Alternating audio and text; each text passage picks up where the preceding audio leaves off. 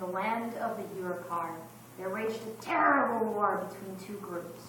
As soon as one group began to yearn for peace, an evil wizard named Sararama would whisper something terrible to them about what the other side was planning to do.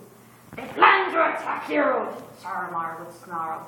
"You must act now, while the land is still dry from the drought. Set fire to the enemy's lands! They'll never bother you again!" And then he ran to the other side. "I know your enemy plans to set fire to your land!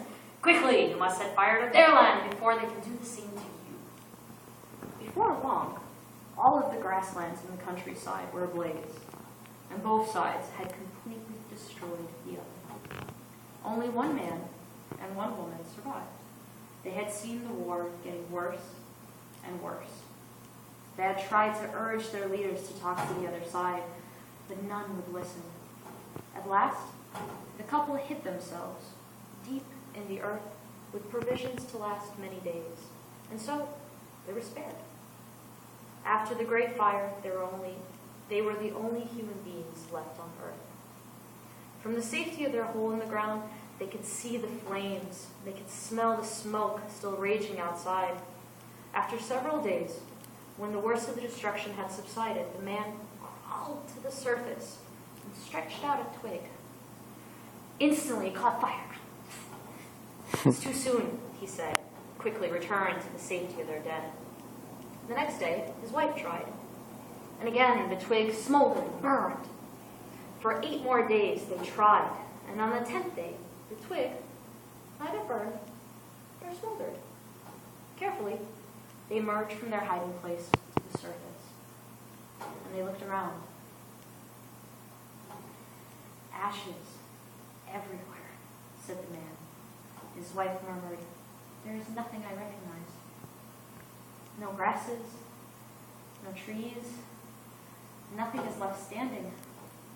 There were no people, there were no animals. Only an expanse of flat land, ankle deep in places, with ash and that swept over by great clouds of swirling dust."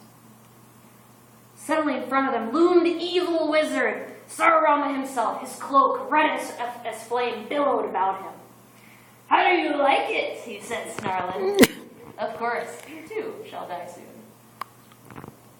"We do not have to die," said the man. "We will live," said the wife. "Worse for you if you do," he howled. "A pathetic existence, dying of hunger in this deathbed of ashes and smoke." "The land is dry for now, true," said the wife, fingering seeds in her pocket, "but we can plant." All of a sudden, Sararama started to shrink, and as he dwindled in size, the tips of new grass sprouted through the ashes. "What makes you think you're any different from the others?" he shouted, flailing his arms. "You'll end up in wars and destruction like the rest of the filthy, despicable humans." "We can't know what will happen," said the man, "but we will go on." The charred trees began to turn green, and Sararama was barely the size of a child. "You're the only ones left," he squeaked in a rage. "You'll have no one to talk to." "Things will change," said the man. His wife added, "We will have children." Then animals rose from the ashes and started to peek their noses about. Sararama's cloak wound around him one last time as he was turned into a gust of wind that was blown away, howling.